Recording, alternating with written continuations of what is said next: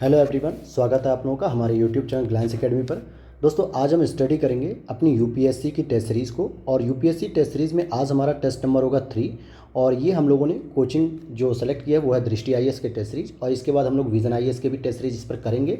और इससे पहला टेस्ट नंबर और दूसरा टेस्ट नंबर हम लोगों ने ऑलरेडी चैनल पर अपलोड कर दिया है। साथ ही साथ अगर आप लोग यूपी पीसीएस की भी तैयारी कर रहे हैं तो उसके लिए भी ध्येय आईएएस की और दृष्टि आईएएस की दोनों की ही टेस्ट पेपर और साथ ही साथ प्रीवियस ईयर पेपर भी हम लोगों ने अपलोड किए हैं। घटना चक्र की कंप्लीट सीरीज चलाई जा रही है। तो आप लोग अगर चैनल पर पहली बार आए हैं तो बहुत ही सही जगह आए हैं। यहाँ पर आपको पूरी समस्या का समाधान मिलेगा। आप प्लेलिस्ट में जाकर देख सकते हैं, सारा कंटेंट अवेलेबल है फ्री ऑफ कॉस्ट। सबको जो है कि एक्सेस कीजिए, तैयारी कीजिए, आपकी बेहतर तैयारी हो और पेपर जो है कि आपका बेहतर हो सके।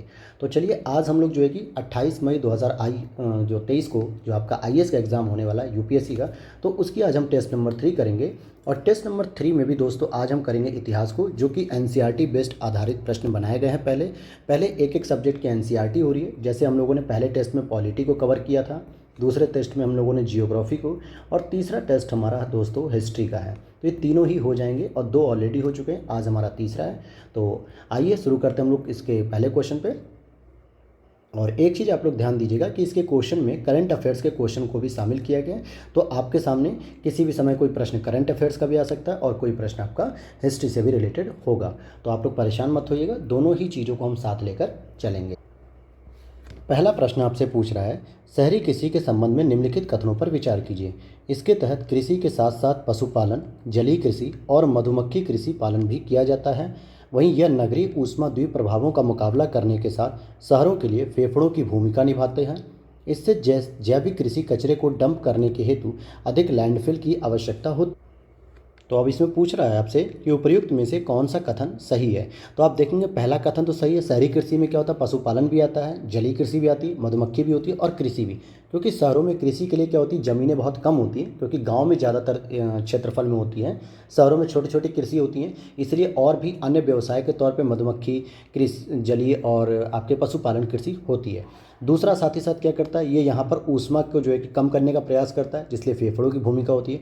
और तीसरा स्टेटमेंट यहाँ पर गलत है, क्योंकि कचरे को डंप करने के लिए अधिक लैंडफिल की आवश्यकता नहीं होती। क्योंकि यहाँ से जो भी कचरा निकलता है वो एक जैविक पदार्थ होता है, और जैविक पदार्थ क्या करती है, खाद के रूप में काम करती है। तो इसे सामान्यतः खेतों में जो है कि हम छिड़काव कर देते हैं। कहीं भी हमें एक जगह गड्ढा खोद के इसको भरने या इसको इकट्ठा करके रखने की ज़रूरत नहीं पड़ती है। बहुत ही कम ऐसे जैविक घटक होते हैं जिनकी यूज कम हो पाता है, तो इसलिए हम लोग लैंडफिल की आवश्यकता पड़ती है, लेकिन वो छोटे स्तर पे। तो इसलिए तीसरा कथन गलत है। अब पहला और दूसरा सही है, इसलिए सी ऑप्शन यहाँ पे सही हो जाएगा। आइए क्वेश्चन नंबर हम सेकंड पर चलते हैं। तो हमारा सेकंड प्रश्न क्या है, देखिए हम लोग यहाँ पर ये भी समझेंगे दोस्तों कि अगर कोई स्टेटमेंट गलत हो रहा है तो क्यों गलत हो रहा है, सही हो रहा है तो क्यों सही हो रहा है। हम इस पर भी विस्तार से चर्चा करेंगे, ताकि अगर थोड़ा बहुत भी प्रश्न की भाषा बदली जाए एग्जाम में तो आप लोग उस प्रश्न को आसानी से कर सकें। दूसरा प्रश्न है आपका, ऋग्वेद के संदर्भ में निम्नलिखित कथनों पर विचार कीजिए। ऋग्वेद में 1028 सूक्त हैं, जिन्हें 10 पुस्तकों में व्यवस्थित किया गया है और जिन्हें हम मंडल के नाम से जानते हैं। तो यह बात तो बिल्कुल सही कही गई है, क्योंकि हम पहला मंडल, दूसरा मंडल, तीसरा मंडल इस तरीके से पढ़ते हैं। प्रत्येक मंडल को अनुवक नामक कई वर्गों में विभाजित किया गया है, यह भी सही है। राजसूय और अश्वमेध यज्ञों का आयोजन प्रधानों और राजाओं के द्वारा किया जाता था। सामान्यतः जो राजसूय यज्ञ होता था, ये जो है कि जब राज्याधिकार अर्थात कि जब उसका राज्यारोहण होता था, उत्तराधिकारी यज्ञ होता था, तो राजसूय यज्ञ करता था। और अश्वमेध यज्ञ में क्या होता था कि अपने घोड़ों को दौड़ा दिया जाता था, उस पर अपना एक तिरंगा लगा के या झंडा लगाकर, कि जहाँ जहाँ तक ये घोड़े जाएंगे, जिन राज्यों में जाएंगे, वो सारा राज्य या वो सारा क्षेत्र उस राजा का प्रतीक हो जाएगा, उसके अंतर्गत आ जाएगा। जैसे आपने लवकुश की कहानी सुनी है कि रामायण के अश्वमेध यज्ञ में जब राम जी का यज्ञ हो रहा था, तो उन्होंने उस घोड़े को पकड़ लिया था, यानी वहाँ पे वो राजा की सत्ता को स्वीकार नहीं करते हैं। तो इस तरीके से ये तीनों ही बातें दी हुई हैं। और पूछ रहा है आपसे उपर्युक्त कथनों में से कौन से कथन सही हैं। तो दूसरे का हो जाएगा डी, 1, 2, 3 तीनों ही सही हैं। अगले प्रश्न की ओर चलते हैं। अगला प्रश्न, निम्नलिखित कथनों पर विचार कीजिए। बम्बई डेक्कन में पहला राजस्व बंदोबस्त 1820 के दशक में किया गया था, यहाँ पर यह पूछा जा रहा है। और वर्ष 1859 में अहमदाबाद में कपास आपूर्ति संघ की स्थापना हुई थी। तो देखिए पहला स्टेटमेंट तो सही है, क्योंकि यहाँ पूछ भी रहा है आपसे कौन सा कथन सही है। तो बम्बई के दक्कन में पहला राजस्व बंदोबस्त तो 1820 के दशक में शुरू हुआ था। लेकिन अगर हम बात करें कि 1859 की बात कर रहा है ये, कि क्या आप अहमदाबाद में कपास आपूर्ति संघ की स्थापना हुई थी, तो हम कहें कि इस समय तक भारत में इस प्रकार का कोई भी संघ नहीं बना था, बल्कि आप यह कह सकते हैं कि ब्रिटेन में एक कपास आपूर्ति का संघ बना था, जो कि कब बना था, 1857 में बना था, 59 में भी नहीं, 57 में। इसलिए दूसरा गलत है और यहाँ पे सही पूछा जा रहा है, तो ए ऑप्शन हो जाएगा कि केवल एक सही है। अगले प्रश्न को देखते हैं। क्वेश्चन नंबर 4 है आपका, निम्नलिखित में से कौन श्रिंकफ्लेशन को बेहतर रूप से वर्णित करता है। और देखिए, फ्लेशन जब किसी वर्ड के पीछे लग जाता है तो कहीं ना कहीं वो महंगाई के बारे में बात करता है।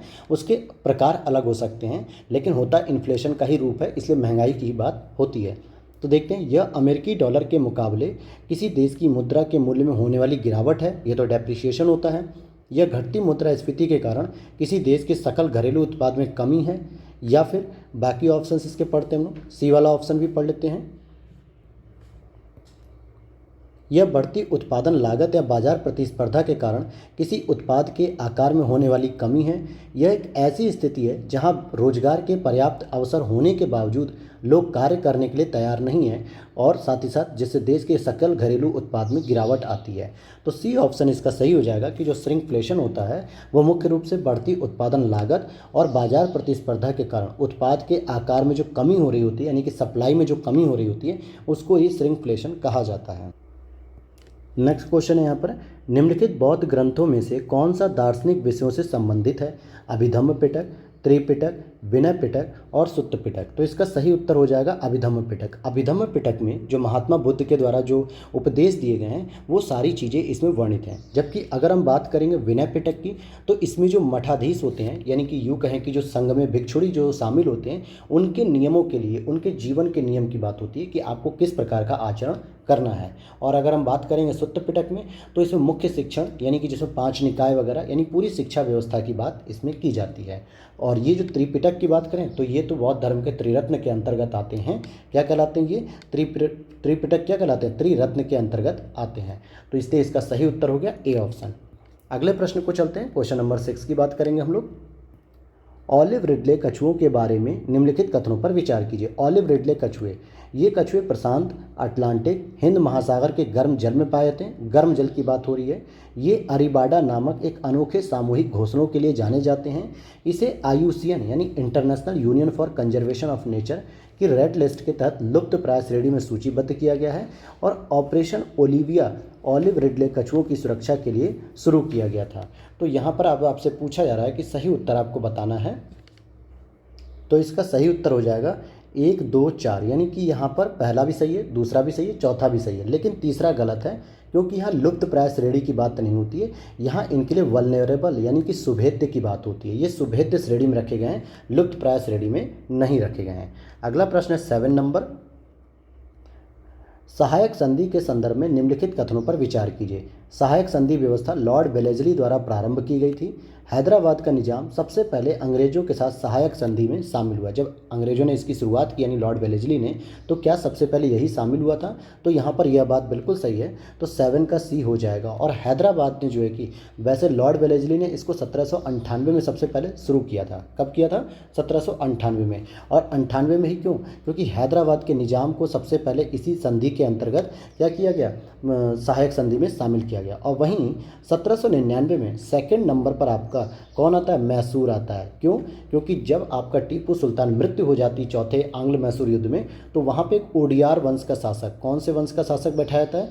ओडियार वंश का शासक, जो कि 2 वर्ष का होता है, केवल 2 ईयर्स का होता है, उसके साथ एक सहायक संधि की जाती है 1799 में। तो दूसरे नंबर पे आपका मैसूर हो जाएगा।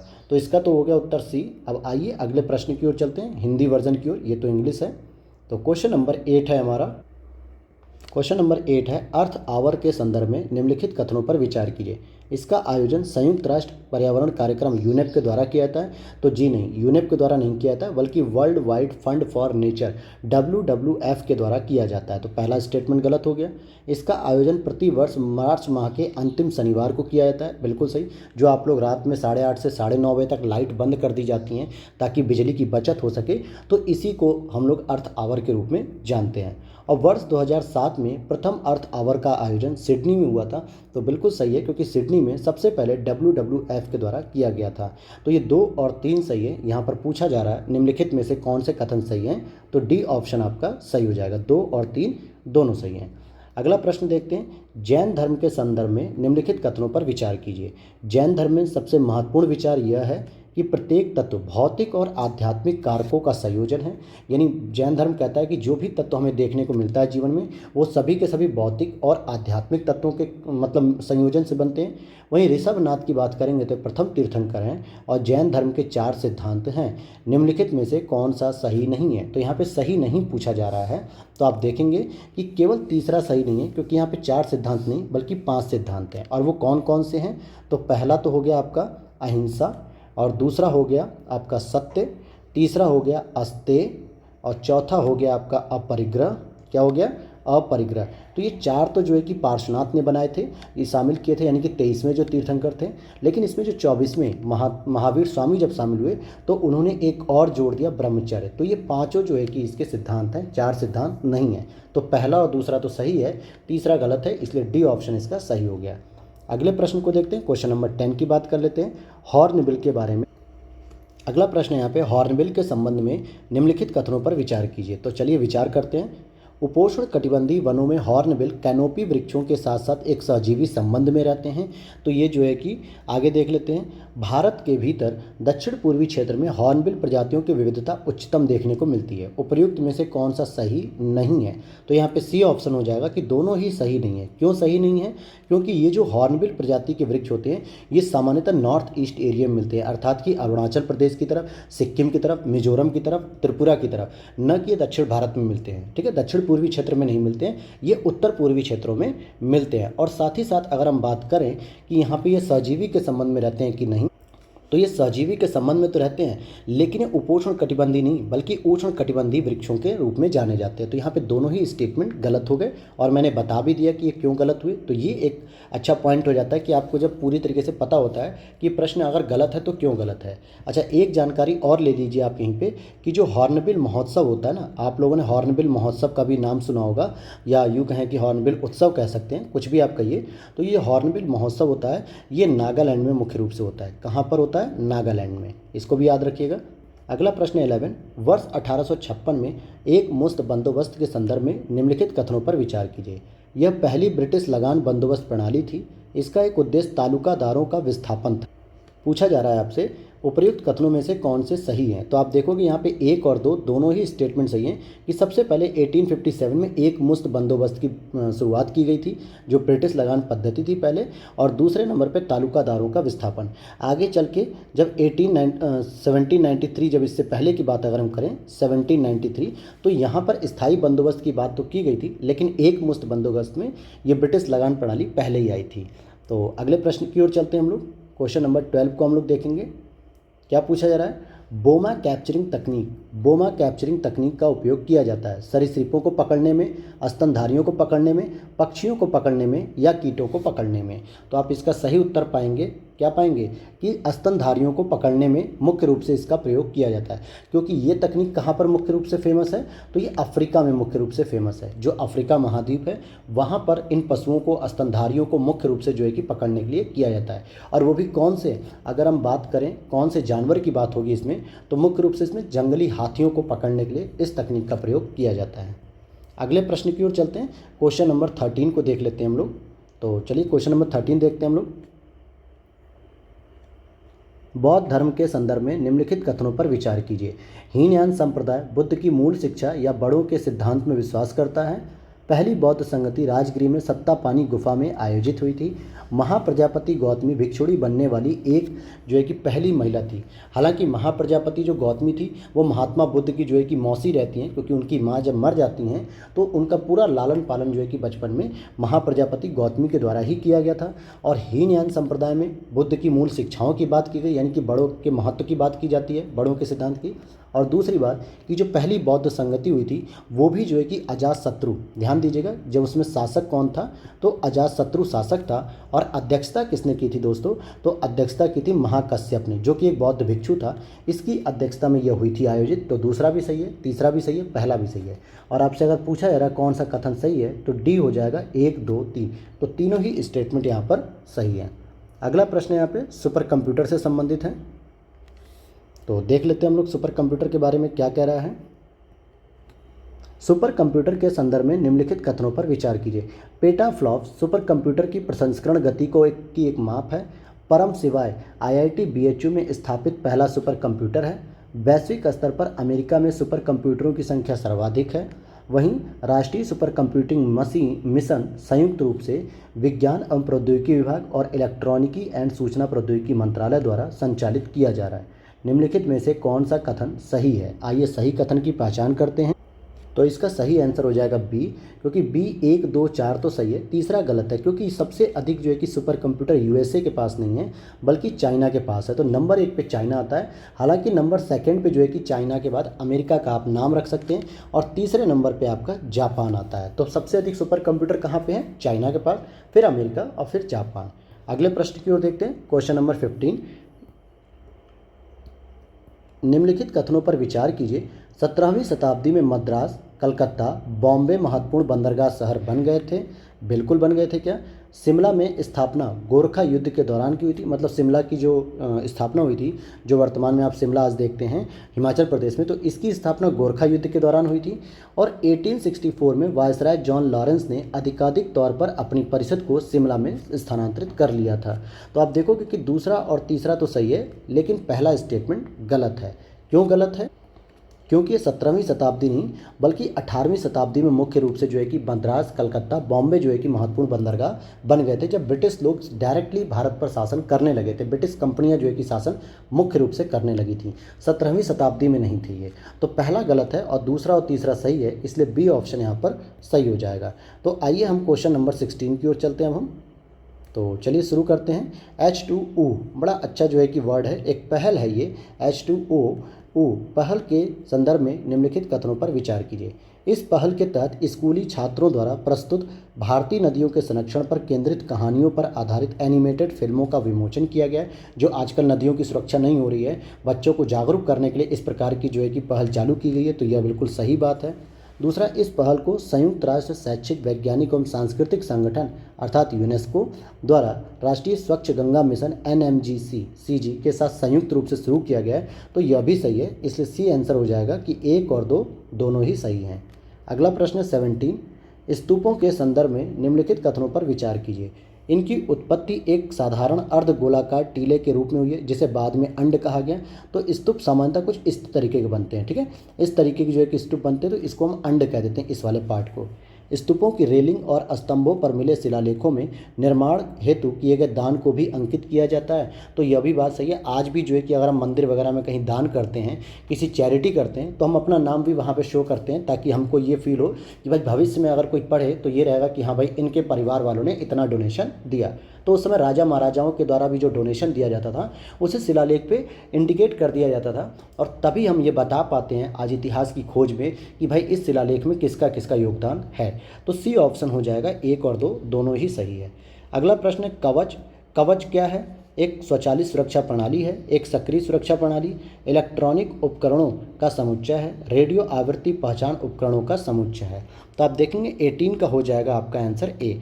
क्यों ए होगा? क्योंकि ये जो स्वचालित सुरक्षा प्रणाली है यानी स्वदेशी रूप से मुख्य रूप से ट्रेन की सुरक्षा से संबंधित है। जब आपस में एक ही पटरी पर 2 ट्रेनें जो है कि आ रही होंगी, तो आमने सामने टकराने से पहले ही वो रुक जाएंगी, सेल्फ ब्रेक का काम हो जाएगा। और कवच सुरक्षा प्रणाली से क्या होगा? दोनों ही ट्रेनें सेंसर का प्रयोग करके एक दूसरे को कुछ दूरी पर रोक लेंगी फ्रीक्वेंसी की वजह से, जिससे एक्सीडेंट या दुर्घटना होने के चांसेस बहुत ही कम हो जाएंगे।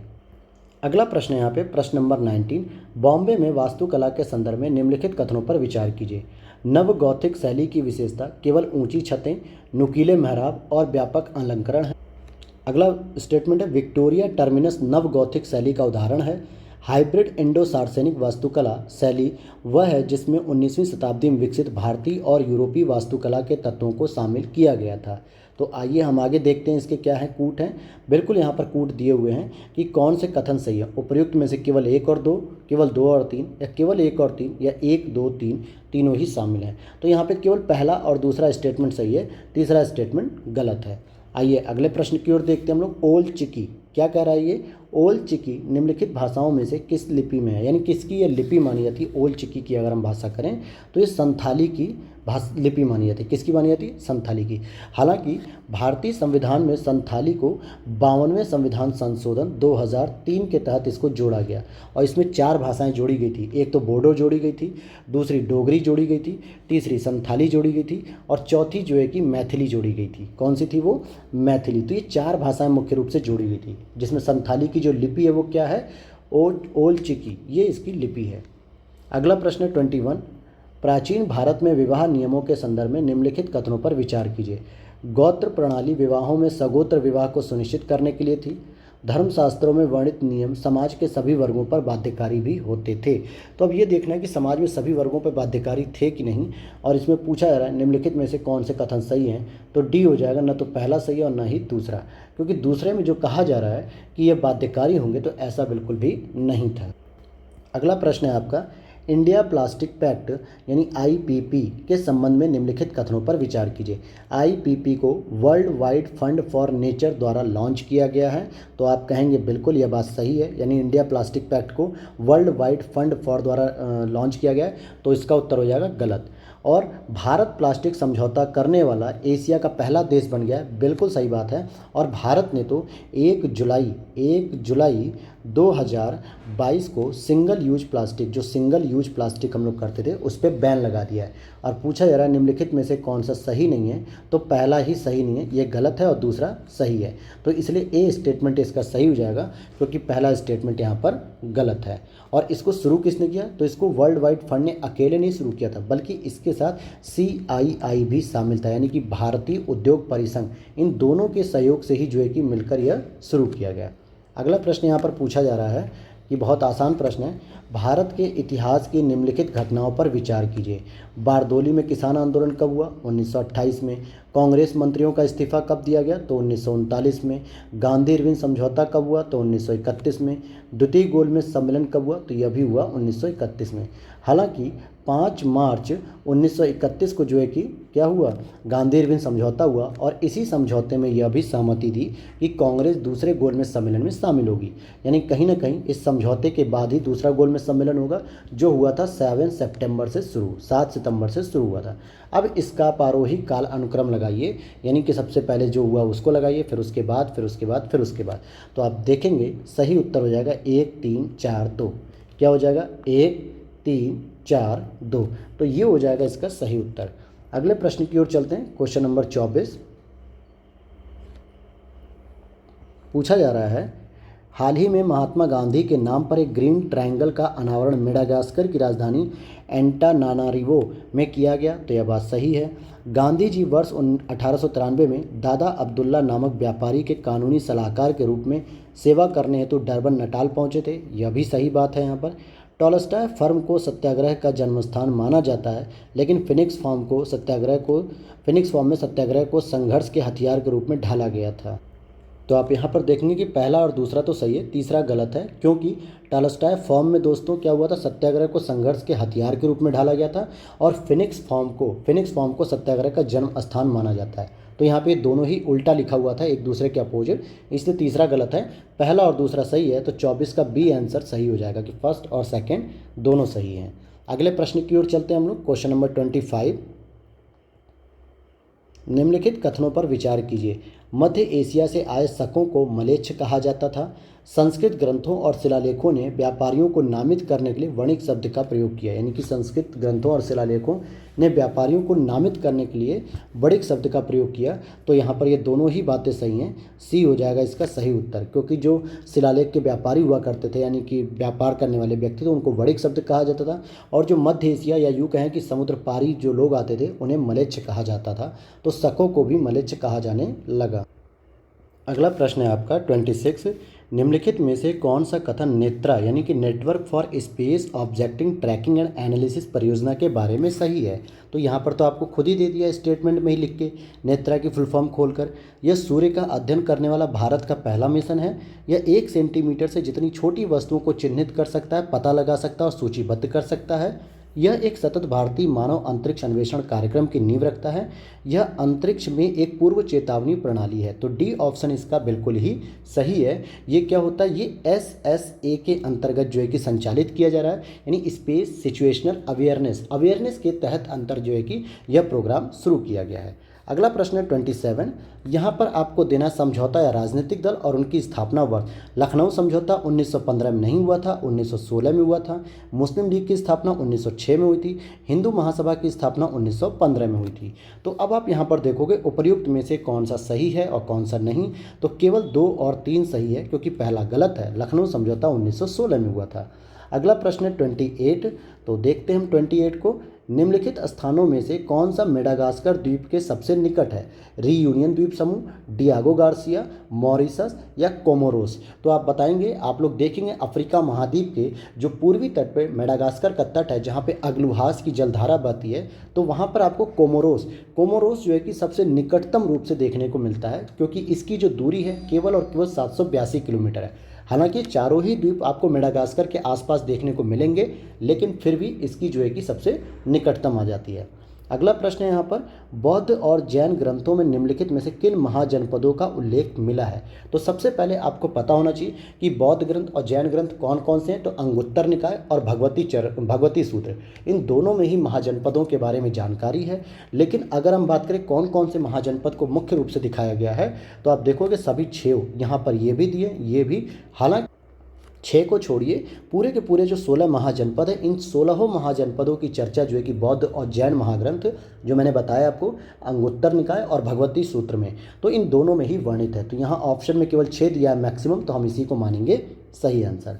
अगला प्रश्न 30 नंबर का प्रश्न, तमिल महाकाव्य शिल्पाधिकारम सतनार द्वारा रचित था और पुराणों में केवल सृष्टि की रचना और सृष्टि की प्रक्रिया में सम्मिलित देवताओं के बारे में ही वर्णन दिया हुआ है क्या? तो आप कहोगे कौन सा कथन सही है? तो न तो पहला सही है और न ही दूसरा, क्योंकि शिल्पाधिकारम जो तमिल काव्य है, इसकी रचना इलांगो आदिकाल ने की थी। किसने की थी? इलांगो आदिगल ने की थी। तो शीतला सतनार ने किसकी की थी? मणिमेखले की थी। तो ये तो पहला भी गलत हो गया। दूसरा, पुराणों में केवल सृष्टि की रचना और सृष्टि की प्रक्रिया में सम्मिलित देवताओं का ही वर्णन नहीं था, बल्कि समाज और ऋतु के संचालन से संबंधित जो और जल से देवता से जो संबंधित थे, अलग अलग प्रकार के जो देवता थे, उनके बारे में भी जो है कि बातें की गई हैं। तो इसलिए दूसरा भी गलत है और 30 का हो जाएगा डी, कि न तो पहला सही है और न ही दूसरा सही है। अगला प्रश्न है यहाँ पर, हाइपरसोनिक मिसाइल तकनीक के संदर्भ में निम्नलिखित कथनों में कौन सा सही है?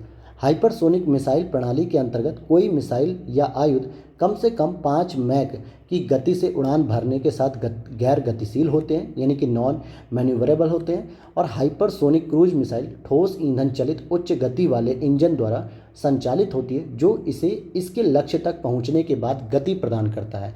यानी कब गति प्रदान करता है? इसके लक्ष्य के पहुंचने के बाद। तो आप देखोगे नीचे दिए गए कूट में से सही उत्तर का चयन करना है, तो सही उत्तर हो जाएगा दोस्तों कि डी, यानी न तो पहला सही है और न ही दूसरा।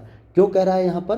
क्योंकि यहाँ पर इस आयुध को या कोई भी मिसाइल जो हाइपरसोनिक होती है, उसको कम से कम 5 मैक अर्थात ध्वनि की गति से 5 गुना की गति उड़ान से भरते हैं। तो पहला भी गलत हो गया। और दूसरा भी, क्योंकि ठोस ईंधन के साथ साथ जो है कि अगर आप इन्हें देखोगे तो तरल ईंधन भी होते हैं इसमें, जो इनको अपने लक्ष्य तक पहुँचाने में मदद करते हैं। इसीलिए इनको हम स्क्रैमजेट ईंधन भी कहते हैं, स्क्रैमजेट इंजन। अगले प्रश्न की ओर चलते हैं। 32 प्रश्न नंबर देखते हैं। तो आइए 32 प्रश्न क्या है? संगम काल से संबंधित है। आप देखेंगे संगम काल के संबंध में निम्नलिखित कथनों पर विचार कीजिए। तोल्कापियम तमिल व्याकरण का सबसे पुराना संग्रह है। अब आप बताना है तोल्कापियम की रचना किसने की? ये आप लोग बताइए ज़रा कमेंट बॉक्स में। मैंने मॉडर्न हिस्ट्री और जो एंशिएंट हिस्ट्री जब सेगमेंट चल रहा था, तो वहाँ पर इस चीज़ को कवर किया गया है। और इस काल में महिलाओं को अपना जीवन साथी चुनने की अनुमति थी। तो आप कहोगे बिल्कुल दोनों ही स्टेटमेंट सही हैं। तोल्कापियम तमिल व्याकरण का सबसे पुराना संग्रह है और इसमें महिलाओं को अपना जीवन साथी चुनने का अधिकार, जो आज वर्तमान में आर्टिकल नंबर 21 के अंतर्गत रखा जाता है। यह कई बार प्रश्न पूछा जाता है कि जीवन के जो साथी होते हैं, जो सहपाठी, मतलब कि जो आपके शादी करने के जो पार्टनर होते हैं, उनको चुनने का अधिकार किस में आता है? तो आर्टिकल 21 में आता है। अगला प्रश्न है क्वेश्चन नंबर 33। अशोक के अभिलेख के निम्नलिखित में से किस भाषा में उत्कीर्ण किए गए? प्राकृत, संस्कृत, अरामाइक, ब्राह्मी और ग्रीक। तो आप देखो कि संस्कृत में तो उनके कोई भी अभिलेख हैं ही नहीं, अशोक के कोई भी अभिलेख संस्कृत में नहीं हैं। तो हालांकि निम्नलिखित में से कूट का सही उत्तर चुनिए, तो सही हो जाएगा आपका ब्राह्मी। तो ब्राह्मी लिपि में जो है कि भाषा हो सकती है अरामाइक थी, ग्रीक थी, लेकिन लिपि की अगर हम बात करेंगे तो सभी के सभी जो है कि ब्राह्मी लिपि में ही लिखे गए थे। और अगली बात करते हैं अगर हम अगले प्रश्न की ओर। 34 प्रश्न, बमियान का युद्ध जो था, बमियान युद्ध का संदर्भ निम्नलिखित कथनों में से सही है? मेस आयनाक नाम का पुरातात्विक स्थल लैपिस लाजुली से समृद्ध है। बामियान से संबंधित बुद्ध की सभी प्रतिमाओं की मुद्रा समान है। यह मूर्तियां गुप्त, ससैनियन और हेलेनिस्टिक कलात्मक शैलियों के संगम की प्रमुख उदाहरण थी। 34 पर क्या हो जाएगा सही उत्तर? तो इसका तीसरा हो जाएगा कि केवल तीसरा स्टेटमेंट ही यहाँ पर सही है, जबकि पहला और दूसरा आपका गलत है। क्यों ऐसा कह रहा हूँ मैं? क्योंकि ये जो पुरातात्विक स्थल है ये मेस आयानक के संबंध में अफगानिस्तान का सबसे बड़ा तांबे भंडार का युद्ध है, मतलब तांबे के भंडार का यह क्षेत्र भी है। अगला प्रश्न 35। अगर हम 35 को देखते हैं तो क्या कह रहा है 35 प्रश्न को, चलिए पूरा डिटेल से पढ़ते हैं इसको हम। निम्नलिखित कथनों पर विचार कीजिए और लिथोग्राफ और मुद्रित खंड पांडुलिपियों के उदाहरण हैं। आहत सिक्के आमतौर पर गोल हुआ करते थे। तो आहत सिक्के देखिए आमतौर पर गोलाकार होते थे कुछ इस तरीके से, और इस पे जो है कि पंच मार दिया जाता था, एक मोहर टाइप की। तो ये तो पंच मार्क थे, यानी कि गोल प्रकार के थे। लेकिन जो लिथोग्राफ की बात आपसे की जा रही, लेकिन एक चीज़ और आप ध्यान दीजिएगा कि पहला तो गलत है ही है, दूसरा भी यहाँ पे गलत हो जाएगा, क्योंकि कभी कभी जो है कि गोल सिक्के मिलते थे। सामान्यतः अगर हम बात करें तो आहत सिक्के कुछ इस प्रकार के होते थे, आयताकार जो है कि सबसे अधिक सिक्के हमें देखने को मिले हैं, गोलाकार नहीं। इसलिए इसका सही उत्तर हो जाएगा डी। क्या हो जाएगा? डी। अगला प्रश्न है आपका 36। आइए सूफियों के बारे में बात करेंगे हम लोग अब यहाँ पर, कि सूफियों के संदर्भ में निम्नलिखित कथनों पर विचार कीजिए। तो क्या हम पढ़ते हैं? सूफियों ने मुस्लिम धार्मिक विद्वानों द्वारा बनाए गए विस्तृत अनुष्ठानों और आचार संहिता को अस्वीकार नहीं किया था। इन्होंने जिक्र का उपयोग कर प्रशिक्षण के विस्तृत तरीके विकसित किए थे। 12वीं शताब्दी के बाद मध्य एशिया से आने वाले सूफी बड़ी संख्या में हिंदुस्तान में ही बस गए थे, और सूफी संतों ने अपनी सभाओं का आयोजन अपने खानकाहों या धर्मशालाओं में किया था। तो चौथा स्टेटमेंट बिल्कुल सही है, और दूसरा स्टेटमेंट भी यहाँ पर सही है। तो इसका सही उत्तर हो जाएगा बी। 2 और 4 सही है, क्योंकि यहाँ पर लिखा है कि सूफियों ने मुस्लिम धार्मिक विद्वानों द्वारा बनाए गए जो विस्तृत अनुष्ठान और आचार संहिताओं को अस्वीकार नहीं किया था। तो यह बात गलत है, क्योंकि वो पाखंडता को जो है कि नहीं मानते थे, प्रकृति को ज़्यादा मानते थे, इसीलिए उन्होंने अस्वीकार किया था। तो पहला स्टेटमेंट भी गलत हो गया। और तीसरा है 12वीं शताब्दी के मध्य के बाद यानी मध्य एशिया से आने वाले जो सूफी थे वो बड़ी मात्रा में आए और यहीं भारत में ही ठहर गए। तो ये जो है कि आप देखेंगे कि 12वीं शताब्दी की बात नहीं है, बल्कि 11वीं शताब्दी की बात थी, इसीलिए यहाँ पर तीसरा स्टेटमेंट भी गलत हो गया। चलिए क्वेश्चन नंबर 37 को भी देखते हैं हम लोग। पूछा जा रहा है, वर्ष 1921 का मालाबार विद्रोह ब्रिटिश शासकों और स्थानीय हिंदू जमींदारों के खिलाफ होने वाला मुस्लिम किसान का विद्रोह था। मालाबार विद्रोह को धार्मिक विद्रोह के रूप में भी वर्णित किया गया। मोपला मुख्य रूप से दक्षिण केरल में रहते थे। जो मोपला होते थे वो मुख्य रूप से दक्षिण केरल में रहते थे। क्या? तो आप इसको देखेंगे कौन सा सही है। तो पहला तो सही है, यहाँ पर पहला, यहाँ पर केवल एक ही सही है। और दूसरा और तीसरा क्यों गलत है? क्योंकि देखिए प्रारंभिक रूप में इसे जो है कि राष्ट्रीय आंदोलन के रूप में दर्जा दिया गया था। बाद में भले यहाँ पे हिंदू मुस्लिम का जो है कि धार्मिक रूप दे दिया गया, संप्रदाय रूप, लेकिन मुख्य रूप से राष्ट्रीय आंदोलन के रूप में देखा जाता था, राष्ट्रवादी विद्रोह के रूप में। और दूसरी बात, मोपला जो थे वो दक्षिण केरल नहीं बल्कि उत्तरी केरल में रहते थे। रहते केरल में ही थे लेकिन उत्तरी केरल में, दक्षिणी केरल में नहीं। तो तीसरा भी गलत हो गया, इसीलिए सही पूछा गया तो पहला ही केवल सही हुआ। अगला प्रश्न यहाँ पे 38। निम्नलिखित कथनों पर विचार कीजिए। मुगल दरबार के इतिहास को तुर्की भाषा में लिखा गया था। भारत की सभी पुस्तकें पांडुलिपियों के रूप में थीं। तो आप देखोगे मुगल दरबार में केवल मुख्य रूप से बाबर ने जो है कि अपने शासनकाल में तुर्की भाषा को प्रमुख माना। इवन कि अपनी जो तुजुक ए बाबरी आत्मकथा है उसे भी तुर्की भाषा में रखा। बाकी सभी जितने भी शासक आए थे उन सभी ने फारसी भाषा को जो है कि राजकीय भाषा का दर्जा दिया।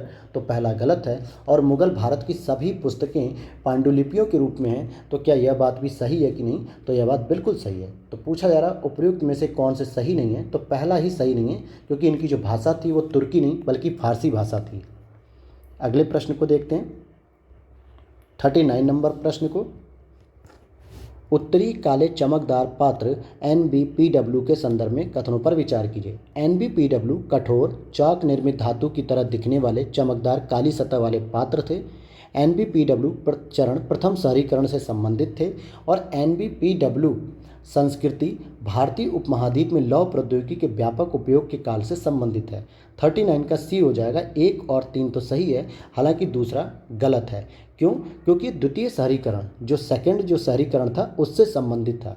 और द्वितीय शहरीकरण कब आया था तो ये आप लोग जो है कि कमेंट बॉक्स में ज़रूर बताइएगा। बाकी मैं वहाँ पर रिप्लाई करके आप लोगों को बता दूंगा कि द्वितीय शहरीकरण कब आया था। अगला प्रश्न है, थेयम एक प्रसिद्ध अनुष्ठानिक कला का रूप है। उत्तरी केरल का, दक्षिणी केरल का, उत्तरी कर्नाटक या दक्षिणी कर्नाटक का। तो थेयम की अगर हम बात करेंगे तो ये आपका मुख्य रूप से उत्तरी केरल का, जहाँ पे मोपला लोग ज़्यादातर रहते थे, वहीं का ये थेयम एक प्रसिद्ध अनुष्ठानिक कला है।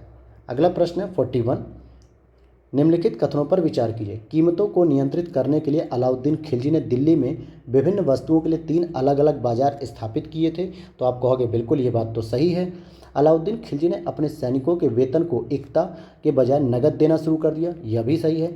मोहम्मद बिन तुगलक ने कृषि के विकास के लिए अमीर कोही, दीवाने अमीर कोही या दीवाने कोही नामक एक नया विभाग बनाया, तो यह भी सही है। और मोहम्मद बिन तुगलक ने तांबे के सिक्के के स्थान पर चांदी का सिक्का बनाया, तो ऐसा नहीं है, बल्कि उसने चांदी के सिक्कों के स्थान पर तांबे का सिक्का बनाना शुरू कर दिया, और जिसको सांकेतिक मुद्रा भी कहा जाता है, सांकेतिक मुद्रा भी कहा जाता है। तो चौथा गलत है और 1, 2, 3 तीनों ही सही हैं, तो डी ऑप्शन यहाँ पर सही हो जाएगा। अगला प्रश्न है 42, यहाँ पर पुस्तकें हैं और लेखक है और कौन से युग्म सुमेलित हैं, यानी कि कितने युग्म सुमेलित हैं, ये आपको बताना है। तो आप देखोगे इब्न बतूता, क्या किताबुल हिंद की रचना इब्न बतूता ने की है? बिल्कुल नहीं, इसको अलबर्नी लिखता है, अलबर्नी लिखता है। और रहला की बात करेंगे तो इसको अलबर्नी नहीं बल्कि इब्न बतूता लिखता है, तो पहला गलत है, दूसरा गलत। अकबर नामा को अबुल फजल लिखता है, यह बात सही है। बादशाह नामा को कंप्लीटली जो है कि अब्दुल हमीद लाहौरी या अब्दुल अहमद लाहौरी के द्वारा लिखी जाती है, तो तीसरा और चौथा सही है, इसलिए केवल 2 युग्म सही सुमेलित हैं। अगले प्रश्न को देखते हैं हम लोग 43 प्रश्न को। आइए 43 प्रश्न पढ़ते हैं। क्या है 43 प्रश्न भाई? पाल दाधवाव नरसंहार 1922 निम्नलिखित में से किस राज्य में हुआ था? जो पाल दाधवाव नरसंहार था यह मुख्य रूप से कहाँ हुआ था? तो यह मुख्य रूप से गुजरात में हुआ था। कब हुआ था ये? 7 मार्च 1922 को हुआ था। अगला प्रश्न है, किसी मनसबदार का पद, उसका वेतन उसकी जात से स्वतंत्र होते थे। 5 भागों में लिखे गए अबुल फजल के अकबरनामा का प्रत्येक भाग एक विशिष्ट पहलू से संबंधित है। तो यह पूछा जा रहा है कौन से कथन सही है। तो आप देखेंगे कि डी वाला सही हो जाएगा, न तो पहला सही है और न ही दूसरा सही है। ऐसा क्यों? क्योंकि इसको 5 भागों में नहीं केवल 3 भागों में लिखा गया था। अबुल फजल के द्वारा 3 भागों में अकबरनामा को कंप्लीटली लिखा गया है और जिसका शीर्षक ही था अकबरनामा, तो 3 भाग होने की वजह से यहाँ पे सही होता, 5 भाग से नहीं। और दूसरा लिख रहा है कि किसी भी मनसबदार का पद उसका वेतन और जात से स्वतंत्र होते थे, तो ऐसा बिल्कुल नहीं है। जितनी उसकी जात होती थी या जितना उसका जो है कि पद होता था उतनी ही उसके सैनिक उत्तरदायित्व भी होते थे। इसलिए पहला भी गलत, दूसरा भी गलत और डी हो जाएगा कि कोई भी सही नहीं है। अगला प्रश्न है, हम्पी के संदर्भ में निम्नलिखित कथनों पर विचार कीजिए। हम्पी कृष्णा तुंगभद्रा बेसिन में स्थित है। महानवमी त्यौहार में हम्पी मनाए जाने वाले सबसे महत्वपूर्ण त्योहारों में से एक है। और वहीं अगर हम बात करें, विजय विट्ठल मंदिर का निर्माण 15वीं शताब्दी में राजा देवराय प्रथम ने करवाया था। निम्नलिखित में से कौन सा सही नहीं है? तो पहला और दूसरा सही है लेकिन तीसरा गलत है, क्योंकि यहाँ पर अगर हम बात करेंगे कि विजय विट्ठल मंदिर जो है यह मुख्य रूप से जो है कि भगवान विष्णु को समर्पित है। किसको समर्पित है? भगवान विष्णु को। और यह जो मंदिर बनवाया था कृष्णदेव राय, जो वहाँ का सबसे प्रतापी शासक था, कृष्णदेव राय के द्वारा इसको बनवाया गया था। इसके द्वारा तो इसको विस्तारित किया गया था। हालांकि यहाँ पे जो स्थापना थी वो देवराय प्रथम नहीं बल्कि देवराय सेकंड द्वारा बनवाया गया था। किसके द्वारा? देवराय सेकंड द्वारा। और आगे इसमें अपना योगदान कृष्णदेव राय ने भी दिया। अगला प्रश्न यहाँ पे, RFID रेडियो फ्रिक्वेंसी आइडेंटिफिकेशन तकनीक के संदर्भ में निम्नलिखित कथनों में से कौन सा सही है? यह एक प्रकार की वायरलेस ट्रैकिंग प्रणाली है जिसमें टैग और रीडर शामिल है। सक्रिय RFID को रीडर द्वारा संचरित विद्युत चुम्बकीय ऊर्जा का उपयोग करके सक्रिय किया जाता है। निष्क्रिय टैग की तुलना में सक्रिय टैग की रीड रेंज लगभग 300 फीट अधिक होती है। तो इसका जो सही उत्तर हो जाएगा 46 का, वो सही उत्तर होगा सी, कि 1 और 3 सही है जबकि दूसरा क्वेश्चन गलत है। अगले प्रश्न को देखते हैं, 47 पे हम लोग आते हैं। और 47 आपका क्या है, मुगल दरबार से संबंधित एक प्रश्न है, तो देख लेते हैं इसको भी। मुगल दरबार के संदर्भ में निम्नलिखित कथनों पर विचार कीजिए। कॉर्निश औपचारिक अभिवादन का एक ऐसा तरीका होता था जिसमें दरबारी अपने बाएं हाथ की हथेली को छाती के विपरीत रखकर सिर झुकाते थे, और तस्लीम का तात्पर्य समर्पण से होता था। तस्लीम का जो तात्पर्य था वो समर्पण से होता था। तो केवल दूसरा ही सही है कि केवल सेकंड स्टेटमेंट ही सही है, क्योंकि कार्निश थी तो अभिवादन का ही तरीका है, लेकिन यहाँ पे क्या होता था, दाएं हाथ की तलहटी को ललाट पर रखकर आगे सिर झुकाते थे, न कि विपरीत रख के। तो ये पहला गलत है, दूसरा सही है। अगला प्रश्न है 48, निम्नलिखित कथनों पर विचार कीजिए। सिंड्ज एक मुद्रित सूती वस्त्र है। बंडाना गर्दन या सिर के लिए किसी भी चमकीले रंग वाले मुद्रित स्कार्फ को संदर्भित करता है। वर्ष 1854 में भारत में पहली कपास मिल बम्बई कताई मिल के रूप में स्थानांतरित या स्थापित की गई थी। तो निम्नलिखित में से कौन सा कथन सही है? तो 1, 2, 3 तीनों ही यहाँ पर सही हो जाएंगे, तीनों ही स्टेटमेंट यहाँ पर सही हो जाएंगे। और अगले प्रश्न की ओर चलते हैं हम लोग। तो भारत में जो पहली कपड़ा मिल थी या सूती कपड़ा मिल, तो 1854 में स्थापित हुई।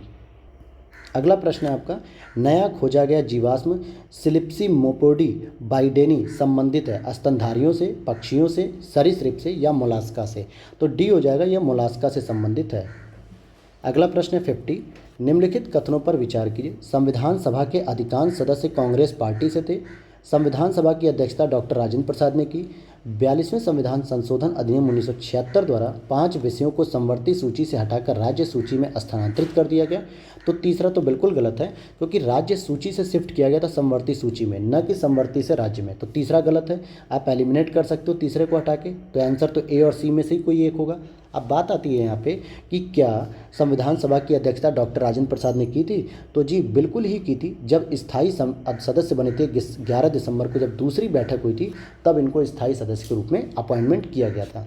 तो ए वाला सही हो जाएगा, 1 और 2 दोनों ही सही हैं, क्योंकि इसमें 51 प्रश्न है, मुगलों की महान उपाधियों के संदर्भ में निम्नलिखित कथनों पर विचार कीजिए। राज्याभिषेक के समय अथवा किसी शत्रु पर विजय के बाद मुगल बादशाह इन्हें ग्रहण करते थे और योग्य व्यक्तियों को पदवियां देना मुगल राजतंत्र का एक महत्वपूर्ण पक्ष भी था। तो अब आप यहाँ पर बात समझेंगे कि क्या होना चाहिए यहाँ पर सही। तो आप देखेंगे कि इसका ऑप्शन अगर आप ऊपर देखेंगे तो क्या है, अच्छा एक स्टेटमेंट और है, आइए तो एक और जो बचा उसको भी पढ़ लेते हैं। राजनयिक संबंधों में उपहारों को सम्मान और आदर का प्रतीक माना जाता था। तो तीनों ही बातें सही थी, इसलिए डी स्टेटमेंट सही हो जाएगा, 1, 2, 3। अगला प्रश्न, निम्नलिखित कथनों पर विचार कीजिए। ग्रे वाटर को अपशिष्ट जल के रूप में परिभाषित किया जाता है जो कारखानों की प्रक्रियाओं से उत्पन्न होता है। सुजलम 2.0 अभियान पंचायत घर और स्वास्थ्य सुविधाओं में संस्थागत स्तर के ग्रे वाटर प्रबंधन परिसंपत्तियों के निर्माण पर ध्यान केंद्रित करेगा। वहीं सतत विकास लक्ष्य 7 का उद्देश्य सुरक्षित स्वच्छ पेयजल स्वच्छता के लिए सार्वभौमिक पहुंच प्रदान करना है। तो ये देखिए एसडीजी जो होते हैं ना, सस्टेनेबल डेवलपमेंट गोल, जो टोटल 17 हैं, इनको भी आप लोग याद कर लीजिए, ये कई बार पूछा जाता है। तो इसमें केवल और केवल दूसरा ही सही है, पहला भी गलत है और तीसरा भी गलत है। तीसरे की अगर मैं बात करूँ तो ये लक्ष्य 7 नहीं है बल्कि 6 नंबर पर है। तो इसका सही उत्तर हो जाएगा बी। अगले प्रश्न की ओर चलते हैं। क्वेश्चन नंबर 53 देखते हैं। वर्ष 1950 में योजना आयोग अधिनियम के तहत स्थापित किया गया आयोग एक वैधानिक निकाय था। दूसरी पंचवर्षीय योजना भारी उद्योगों के विकास पर केंद्रित थी। तो देखिए दूसरा स्टेटमेंट तो सही है, लेकिन पहला गलत है, क्योंकि एक वैधानिक आयोग नहीं था किसी भी प्रकार का। ये केवल सरकार के आदेशों या संकल्प के आदेश पे बना था, न कि जो है कि किसी संसद के अधिनियम द्वारा। तो इसलिए वैधानिक आयोग इसको हम घोषित नहीं करेंगे। हालांकि इसके जो पहले अध्यक्ष थे, जो कि प्रधानमंत्री होता है, तो पहले अध्यक्ष बनेंगे इसके जवाहरलाल नेहरू जी। अगले प्रश्न को देखते हैं हम लोग। क्वेश्चन नंबर 54, चिश्ती परंपरा के संदर्भ में निम्नलिखित कथनों पर विचार कीजिए। सूफी संतों की दरगाह पर की गई जियारत सारे इस्लामी विश्व में प्रचलित है। चिश्ती धन और सामान के रूप में दान स्वीकार करते थे। चिश्ती धन और सामान के रूप में दान स्वीकार करते थे। तो क्या ऐसा उनकी मन में रहता था? तो बिल्कुल, क्योंकि भाई कुछ ना कुछ खाने पीने के लिए भी तो चाहिए होगा। तो 54 का सी आंसर सही हो जाएगा। अगले प्रश्न पे आइए, 55 को देखते हैं हम लोग। क्या कह रहा है 55? स्वतंत्र राष्ट्रों के राष्ट्रकुल CIS के संदर्भ में निम्नलिखित कथनों पर विचार कीजिए। इसे व्यापार और सैन्य नीति में निरंतर सहयोग सुनिश्चित करने के लिए स्थापित किया गया था। कजाकिस्तान CIS का सदस्य नहीं। तो इसमें सही कथन की बात करेंगे तो पहला तो सही है, लेकिन दूसरा गलत है, क्योंकि कजाकिस्तान आज भी CIS का सदस्य है और इसकी स्थापना मुख्य रूप से 1991 में हुई थी। हालांकि इंडिया भी इसके अंतर्गत नहीं आता है, तो आपका ए ऑप्शन सही हो जाएगा कि केवल एक स्टेटमेंट ही सही है, पहला। अगला है 56, राजा राम मोहन राय का संबंध निम्नलिखित कथनों पर विचार कीजिए। राजा राम मोहन राय के बारे में पूछा जा रहा है। ये पश्चिमी आधुनिक विचारों से बहुत प्रभावित थे, सही है। इनकी पहली प्रकाशित कृति जीवन चरित्र थी, यह भी सही है। इन्होंने महिलाओं की मुक्ति की दिशा में कार्य किया और ब्रह्म समाज आधुनिक भारत का पहला बौद्धिक सुधार आंदोलन था। तो तीसरा और चौथा सही है, दूसरा गलत है दोस्तों। तो 1, 3, 4 केवल ए ऑप्शन यहाँ पर सही हो जाएगा कि 1, 3, 4, क्योंकि इनकी जो पहली प्रकाशित रचना थी जो कि 1803 में आई थी, वो थी आपकी एकेश्वरवाद के उपहार के रूप में, यानी कि तुहफत उल मुहाइद्दीन, यह इनकी पहली पुस्तक थी। तो इनकी पहली पुस्तक जीवन चरित्र नहीं थी। जीवन चरित्र क्योंकि मुख्य रूप से किसकी पुस्तक है? ईश्वरचंद विद्यासागर की पुस्तक है। अगला प्रश्न है 57, विजयनगर साम्राज्य के संदर्भ में निम्नलिखित कथनों पर विचार कीजिए। घोड़ों के व्यापारियों के स्थानीय समुदायों को कुदिराई चेट्टी के नाम से जाना जाता है। साम्राज्य मुख्य रूप से मसालों, कीमती पत्थरों और वस्त्रों के बाजारों के लिए जाना जाता था। आगे देखते हैं, सालुव वंश इस साम्राज्य का पहला वंश था। सालुव वंश पूछा जा रहा है, तो देखेंगे आपकी पहला और दूसरा तो सही है, लेकिन जो सालुव वंश है ये गलत है, क्योंकि विजयनगर साम्राज्य की स्थापना 1336 में हरियर एवं बुक्का ने की थी, जो कि अपने पिता संगम के नाम पे इन्होंने रखा था, संगम वंश। तो पहला वंश होता है संगम वंश, न कि सालुव वंश, इसलिए तीसरा स्टेटमेंट गलत हो जाएगा। अगला प्रश्न है, राष्ट्रीय अनुसूचित जनजाति आयोग के बारे में निम्नलिखित कथनों पर विचार कीजिए। इसे अनुच्छेद 338 में संशोधन कर स्थापित किया गया, यह सही है, क्योंकि इसे 89वें संविधान संशोधन के द्वारा स्थापित किया गया। और 338B की बात करेंगे तो ये OBC कमीशन से संबंधित है, जो कि 102वें संविधान संशोधन के द्वारा स्थापित किया गया। इसके सदस्य 2 से अधिक कार्यकाल हेतु पुनर्नियुक्ति के पात्र नहीं होते हैं और भारत की राष्ट्रपति द्रौपदी मुर्मू संथाल समुदाय से संबंधित हैं, यहाँ पर यह भी बात देखनी है। और आगे कोई और स्टेटमेंट नहीं, अब कोई स्टेटमेंट नहीं है। अब पूछा जा रहा है 58 का जो आंसर है वो क्या होगा। तो आप लोग समझ पाए कि कैसे आर्टिकल 338 और 338B के बारे में है। तो आप देखोगे कि यहाँ पर बी ऑप्शन सही हो जाएगा। क्या हो जाएगा? बी ऑप्शन, कि दूसरा और तीसरा ही केवल सही है और पहला इसलिए गलत है क्योंकि इसे 338 में संशोधन किया गया था, 338 में, न कि 338A में, बल्कि 338 में संशोधन करके नया आयोग मतलब आर्टिकल बनाया गया 338A। इसीलिए जो है कि यहाँ पर ये गलत हो गया। और वो संशोधन क्या था? 89वां था। और कब हुआ था? 2003 में हुआ था। आगे चलते हैं, आगे देखते हैं हम लोग अगले प्रश्न की ओर 59 पे। 59 प्रश्न है, मध्य भारत में सतनामी आंदोलन की शुरुआत गुरु घासीदास के द्वारा की गई थी और सत्य शोधक समाज की स्थापना ज्योतिबा फूले ने की थी। तो दोनों ही सही है और इन्होंने इसकी स्थापना 1873 में की थी। तो 1 और 2 दोनों ही सही हैं। अगला प्रश्न 60, अकबर के काल में भूमि वर्गीकरण के संदर्भ में निम्नलिखित में से कौन से कथन सही हैं? पोलज ऐसी भूमि थी जिस पर क्रमिक रूप से फसल होती थी और उसे कभी भी परती नहीं रहने दिया जाता था। परौती ऐसी भूमि थी जिसकी उर्वरता को बनाए रखने के लिए बीच बीच में खेती नहीं की जा सकती थी। चचर ऐसी भूमि थी जिसे 3 या 4 वर्षों के लिए परती छोड़ दिया जाता था और जिस भूमि पर 5 वर्ष या उससे अधिक समय तक खेती नहीं की जाती थी उसे सामान्यतः बंजर कहा जाता था। तो सही उत्तर का प्रयोग करिए। तो देखिए, अगर आपको पता है चौथा स्टेटमेंट बिल्कुल सही है तो आप जहाँ जहाँ 4 है बस उसी ऑप्शन को देखिए, बाकी सब काट दीजिए। तो ये हो गया एलिमिनेटिंग मेथड। और बाकी अगर हम आपको बात करें कि 1, 2, 3 यानी कि 2 तो कॉमन है, तो हमें केवल विचार करना है 1 और 3 में से अगर कोई भी एक सही निकल जाता है तो जाहिर सी बात है डी वाला ऑप्शन ही सही हो जाएगा। हालांकि इसका उत्तर डी हो जाएगा कि चारों ही विशेषताएं सही लिखी हुई हैं। और ये जो बंटवारा था ये अकबर काल में हुआ था, क्योंकि अकबर के द्वारा जो है कि प्रयोग किया गया था कि ज़मीन को हम जो है कि 4 अलग अलग स्तरों पर रखें ताकि राजस्व की भी प्राप्ति हो सके आराम से। और अगला प्रश्न 61, समुद्री हीट वेव समुद्र में अत्यधिक उच्च तापमान की स्थिति है। समुद्री हीट वेव समुद्री जीवन को खतरे में डालकर पारिस्थितिकी तंत्र संरचना को प्रभावित करती है। पूर्वी हिंद महासागर क्षेत्र में समुद्री हीट वेव्स में सर्वाधिक वृद्धि का अनुभव किया गया है। निम्नलिखित में से कौन सा कथन यहाँ पर सही हो जाएगा? तो बी हो जाएगा 1 और 2। 1 और 2 सही है, लेकिन तीसरा गलत है। क्यों गलत है तीसरा भाई? क्योंकि जो पूर्वी हिंद महासागर क्षेत्र है ना, वहाँ पर जो है कि सर्वाधिक हीट वेव्स में जो है कि वृद्धि देखी गई है कि नहीं, तो ये गलत हो जाएगा, क्योंकि पूर्वी हिंद महासागर नहीं बल्कि पश्चिमी हिंद महासागर में जो है कि वृद्धि देखने को मिलती है। तो तीसरा स्टेटमेंट इसलिए गलत है। अगले प्रश्न को देखते हैं 62। क्या कहता है 62? तो आप यहाँ पर देखेंगे, निम्नलिखित युग्मों पर विचार कीजिए। संगठन और संस्थापक। रामकृष्ण मिशन की स्थापना 1897 में स्वामी विवेकानंद ने की थी, बिल्कुल सही। प्रार्थना समाज की स्थापना आत्माराम पांडुरंग ने की थी कि नहीं की थी? तो यह बात भी बिल्कुल सही है। और अलीगढ़ आंदोलन की स्थापना भी सर सैयद अहमद खान ने 1875 में की थी।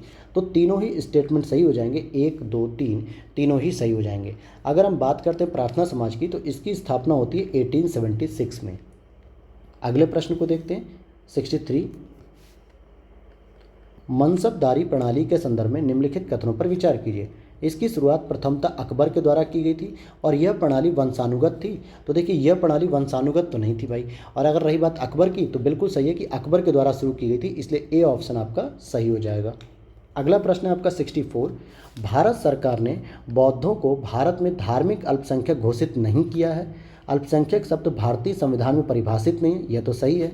7वें संविधान संशोधन अधिनियम 1956 ने अनुच्छेद 350 ख को अंतः स्थापित किया, जो भाषाई अल्पसंख्यकों के लिए एक विशेष अधिकारी का प्रावधान करता है। वहीं सीखो और कमाओ अल्पसंख्यकों के लिए नियोजन आधारित कौशल विकास योजना है। तो आप देखोगे यहाँ पे कि 2 3 4 दोनों ही सही, तीनों ही सही हैं। लेकिन जो पहला स्टेटमेंट है यह गलत है, क्योंकि बौद्धों को इन्होंने धार्मिक अल्पसंख्यक के रूप में घोषित किया है। किसको? तो 6 पूरे अल्पसंख्यक आते हैं, जिसमें एक आता है मुस्लिम, फिर आता है आपका ईसाई यानी क्रिश्चियनिटी, और फिर एक आता है सिख, फिर बौद्ध, और फिर जैन, और एक आता है आपका पारसी। तो 1 2 3 4 5 6, तो इन 6 को धार्मिक रूप से अल्पसंख्यक घोषित किया गया है। तो पहला गलत है, इसलिए हमने 2 3 4 सही मान लिया है। अगला प्रश्न है 65। पाइका विद्रोह के संदर्भ में निम्नलिखित कथनों पर विचार कीजिए। पाइका मूलतः ओडिशा के गजपति शासकों ने के किसान मिलिशिया थे। पाइका जो मुख्य रूप से थे, क्या ये ओडिशा के गजपति शासकों के जो है कि किसान मिलिशिया थे? तो हम कहेंगे बिल्कुल सही बात है। पाइकाओं को केवल राजाओं और जमींदारों का समर्थन प्राप्त होता था, केवल? तो ऐसी बात बिल्कुल ही नहीं है। और इस तरीके के जो शब्द होते हैं ना, केवल, तथा, परंतु, तो ऐसे शब्द अक्सर जो है कि आपको क्या कहेंगे, बताएंगे कि यह आंसर गलत है। ठीक है, तो इनको राजाओं, जमींदारों के साथ साथ ग्राम प्रधानों और साधारण किसानों का भी समर्थन प्राप्त था, इसलिए दूसरा गलत है और पहला सही है। तो ए ऑप्शन यहाँ पर सही हो जाएगा। अगला प्रश्न 66। निम्नलिखित में से कौन सी कृति सूफी संतों से बातचीत से संबंधित है? अगर आप सूफी संतों से बातचीत कर रहे हैं तो उसको क्या कहते थे? कस्फुल महजूब, या मलफूजात, मकतूबत, या तजकिरा? तो आप देखेंगे बी ऑप्शन हो जाएगा मलफूजात, इसे मलफूजात कहा जाता था। अगला प्रश्न 67। निम्नलिखित में से कौन सा मौलिक अधिकार विदेशियों को प्राप्त नहीं है? अल्पसंख्यकों की भाषा, लिपि और संस्कृति का संरक्षण करना, किसी भी धर्म को बढ़ावा देने के लिए करों का भुगतान से स्वतंत्रता, जीवन और व्यक्तिगत स्वतंत्रता की रक्षा, और अपराधों के लिए दोष सिद्धि के संबंध में संरक्षण। तो आर्टिकल नंबर 29 और आर्टिकल नंबर 30 केवल भारतीयों को प्राप्त है, न कि विदेशियों को। तो इसलिए ए ऑप्शन यहाँ पर सही हो जाएगा। अगला प्रश्न है यहाँ पे 68। निम्नलिखित कथनों पर विचार कीजिए। महालवाड़ी व्यवस्था हॉल्ट मैकेंजी द्वारा स्थापित की गई थी। रैयतवाड़ी व्यवस्था के तहत किसानों द्वारा भू राजस्व का भुगतान सीधे किस राज्यों को किया जाता था? तो दूसरा स्टेटमेंट भी सही है और पहला भी सही है, क्योंकि हॉल्ट मैकेंजी ने सबसे पहले 1822 में इस व्यवस्था को शुरू किया, मुख्य रूप से बंगाल प्रेसिडेंसी के उत्तर पश्चिमी क्षेत्र में, जो कि एक महालवाड़ी एक क्षेत्र था, वहीं पर यह शुरू हुई, तो इसलिए महालवाड़ी कहा गया। तो पहला भी सही है, दूसरा भी सही है, इसलिए सी ऑप्शन यहाँ पे सही हो जाएगा। अगला प्रश्न है महानवमी डिब्बा के संबंध में निम्नलिखित में से कौन से कथन सही है, यानी उस पर विचार करने वाली बात यहाँ पे पूछी जा रही है। तो आइए विचार करना शुरू करते हैं हम लोग। सभा मंडप एक ऊंचा मंच है जिसमें पास तथा निश्चित दूरी पर लकड़ी के स्तंभों के लिए छेद बने हुए हैं और मंच का आधार उभारदार उत्कीर्णन से पटा पड़ा हुआ है। कैसा पटा है? जो मंच का आधार है ये उभारदार उत्कीर्णन से पटा पड़ा है। तो 69 का सी हो जाएगा कि ये दोनों ही बातें सही हैं। अगला प्रश्न है आपका पीएम दक्ष योजना के संदर्भ में निम्नलिखित कथनों पर विचार कीजिए। यह योजना कौशल विकास और उद्यमशीलता मंत्रालय द्वारा शुरू की गई है। क्या ऐसा कोई ये सही बात है? तो आप कहेंगे बिल्कुल। और इसमें गैर अधिसूचित जनजातियां भी शामिल नहीं हैं, तो यह बात सही है। अब यहाँ पर आता है कि इनमें से कौन सा सही नहीं है। तो आप देखिए यहाँ पर ही गलती होती है, तो ये सी हो जाएगा कि न तो पहला दोस्तों सही है ना ही दूसरा, क्योंकि मैं तो जानबूझ के बोल रहा था इस चीज़ को कि ताकि आप समझ पाएँ कि कैसे गलतियाँ हम लोग कर लेते हैं पेपरों में। तो यहाँ पे कौन करेगा इसको शुरू? तो इसको करेगा सामाजिक न्याय और अधिकारिता मंत्रालय, और इसमें जो गैर अधिसूचित जातियां हैं वो भी शामिल हैं। अगला प्रश्न है यहाँ पे डिजिटल मुद्रा और देश, ई रूपी, सैंड डॉलर और जेम डेक्स, ये किसकी किसकी है, तो ये इसमें मिलान करना है कि कौन सा सही है कौन सा नहीं। तो आप देखोगे केवल सैंड डॉलर बहामास की है, यही एक जो है कि फिक्स है, बाकी ई रूपी नहीं है। भारत की कौन सी है, सीबीडीसी है, कौन सी है, सीबीडीसी, करेंसी बेस्ड जो है कि केंद्रीय बैंक डिजिटल मुद्रा, जिसको हम कहते हैं सेंट्रल बैंक डिजिटल मुद्रा कहते हैं। और जापान की जेम डेक्स भी नहीं है। तो आगे चलते हैं हम लोग, तो केवल दूसरा ही सही है, तो बी ऑप्शन सही हो गया। अगला प्रश्न है 72, निम्नलिखित कथनों पर विचार कीजिए। अधियार और बर्गादार बटाईदार थे जो जोतदारों के अधीन काम करते थे, यह बात सही है। और अगला है भूतपूर्व पूर्वी बंगाल में जोतदार सर्वाधिक शक्तिशाली हुआ करते थे, तो यह बात गलत है। तो यहाँ पे सही पूछा जा रहा है, तो केवल ए हो जाएगा, ए ऑप्शन सही है। अगला प्रश्न 73, निजी सदस्य विधेयक के संदर्भ में निम्नलिखित कथनों पर विचार कीजिए। कोई भी सांसद जो मंत्री नहीं है उसे निजी संसद सदस्य के रूप में संदर्भित किया जाता है, तो यह बात तो बिल्कुल सही है, अगर वो सरकार में ही क्यों ना हो, लेकिन अगर वो मंत्री नहीं है तो वो निजी सदस्य कहलाता है। और वर्ष 1970 के बाद से संसद द्वारा कोई निजी सदस्य विधेयक पारित नहीं किया गया अभी तक, तो यह भी सही है। तो सी ऑप्शन हो जाएगा, 1 और 2 दोनों ही सही है। अगला प्रश्न 74, तो 74 के बारे में देखते हैं। ग्राम न्यायालय अधिनियम में जनजातीय क्षेत्रों को शामिल किया जाता है। ग्राम न्यायालयों को सभी आपराधिक मामलों, दीवानी मुकदमों, दावों या विवादों की सुनवाई करने की शक्ति प्राप्त है। निम्नलिखित में से कौन सा सही है, तो डी, न तो पहला सही है और न ही दूसरा सही है। और साथ ही साथ ग्राम न्यायालय जो अधिनियम है वो कब आया था, 2008 में आया था। और यह अधिनियम जो है कि 2009 से फिर लागू हो गया। और नॉर्थ ईस्ट के क्षेत्रों को, खासकर नागालैंड, अरुणाचल प्रदेश, सिक्किम राज्यों और जनजातीय क्षेत्रों को छोड़ के यह पूरे भारत में लागू है। तो इसका मतलब हो गया कि इसमें जनजातीय क्षेत्र आते ही नहीं, जो कि किस में होते हैं, शेड्यूल 5 यानी कि 5वीं अनुसूची में जो शामिल क्षेत्र हैं वो इसमें शामिल नहीं किए जाते हैं। अगला प्रश्न है आपका 75, तो देखते हैं हम लोग 75 प्रश्न में। शैल चित्रों के संदर्भ में निम्नलिखित कथनों पर विचार कीजिए। भारत में शैल चित्रों की सर्वप्रथम खोज पुरातत्वविद थे आर्कीबोल्ड कार्लाइल द्वारा की गई थी। ऊपरी पुरापाषाण युग के चित्र रेखाओं से बनाए गए हैं और ताम्र पाषाण युग में हरे और पीले रंगों के उपयोग के साथ चित्रों की संख्या में वृद्धि देखने को मिलती है। और अगला है शिकार के दृश्यों, जानवरों के समूह और नित्य करती मानव आकृतियों वाले शैल उत्कीर्ण जम्मू कश्मीर की शैल चित्रकला के मुख्य विषय थे। तो 1, 2, 4 ये तीनों ही सही हैं, तीसरा केवल गलत है। अगला प्रश्न 76, क्या कह रहा है यहाँ पे कि संयुक्त राष्ट्र शरणार्थी उच्चायुक्त यूएनएचसीआर के संबंध में निम्नलिखित कथनों पर विचार कीजिए।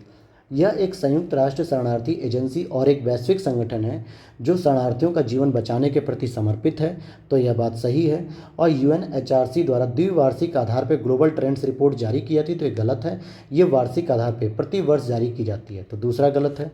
प्रत्येक वर्ष 20 जून को विश्व शरणार्थी दिवस मनाया जाता है, यह भी सही है।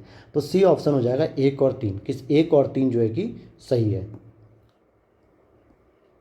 अगला प्रश्न 77, निम्नलिखित कथनों पर विचार कीजिए। संरक्षणवाद सरकारी नीतियों को संदर्भित करता है जो घरेलू उद्योगों की सहायता हेतु अंतर्राष्ट्रीय व्यापार को प्रतिबंधित करता है।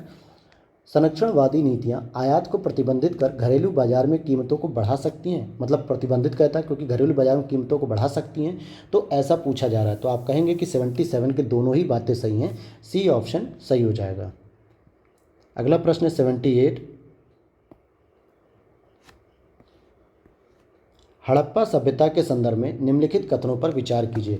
हड़प्पा संस्कृति अपनी नगर नियोजन प्रणाली के लिए विख्यात है। अफगानिस्तान के सोरतुघुई नामक हड़प्पा स्थल से नहरों के कुछ अवशेष प्राप्त हुए हैं, परंतु पंजाब या सिंध में नहीं।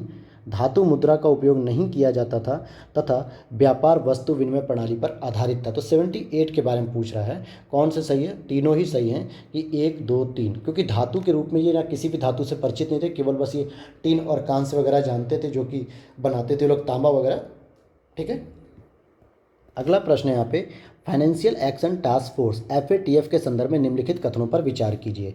यह एक अंतर सरकारी निकाय है जो आतंकवाद की सहायता करने वाले अंतर्राष्ट्रीय वित्तीय अपराधों को रोकने हेतु अंतर्राष्ट्रीय मानक निर्धारित करती है, तो यह बात तो बिल्कुल सही है। और FATF की ब्लैक लिस्ट को बढ़ी हुई निगरानी सूची के रूप में भी जाना जाता है। सीरिया और तुर्की को FATF ब्लैक लिस्ट में शामिल है, तो निम्नलिखित में से कौन से सही नहीं है, तो दूसरा और तीसरा ही सही नहीं है, बाकी पहला सही है। हालांकि इसका गठन जो हुआ था 1989 में हुआ था, मनी लॉन्ड्रिंग को रोकने के लिए, जो आतंकवाद को बढ़ावा देने के लिए खासकर क्या होता है कि पैसा दिया जाता है। इंडिया की बात करेंगे तो इंडिया भी इसमें शामिल है और 2010 में ही इसका सदस्य बन चुका था भारत जो है कि। और बात करेंगे अगर दूसरे स्टेटमेंट की, तो ब्लैक लिस्ट को नहीं बल्कि ग्रे लिस्ट को कहा जाता है। और वर्तमान में अगर हम देखेंगे तो म्यांमार को जो है कि ब्लैक लिस्ट में रखा गया, जबकि पाकिस्तान को ग्रे लिस्ट में शामिल कर दिया गया ब्लैक लिस्ट से निकालकर। अगला प्रश्न, कैड चालू खाता घाटा, कैड जो कि करंट अकाउंट डेफिसिट होता है, इसके बारे में निम्नलिखित में से कौन सा कथन सही है। चालू खाता देश के भीतर और बाहर वस्तुओं और सेवाओं और निवेश के प्रवाह को मापता है। भारत में आयात को बढ़ावा देकर चालू खाता घाटा को कम किया जा सकता है। नीचे दिए गए कूट का प्रयोग कर सही उत्तर चुनिए। तो 80 का हो जाएगा ए, केवल एक आपका सही हो जाएगा। 81 की बात करेंगे तो निम्नलिखित कथनों पर विचार कीजिए। सल्क उपकरण या पत्थरों के छोटे छोटे टुकड़े मध्यपुरा पाषाण काल के दौरान मुख्य उपकरण थे। मध्य पाषाण काल के दौरान उपयोग किए जाने वाले माइक्रोलिथ आकार में 1 सेंटीमीटर से कम थे, 1 सेंटीमीटर से कम थे।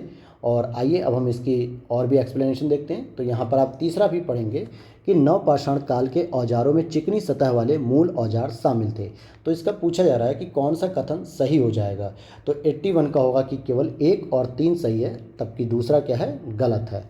अगला आ जाइए, बिम्स्टेक के बारे में हम बात करेंगे। बिम्स्टेक के तो bay of Bengal initiative for multi sectoral technical and economic cooperation BIMSTEC के संबंध में निम्नलिखित कथनों पर विचार कीजिए।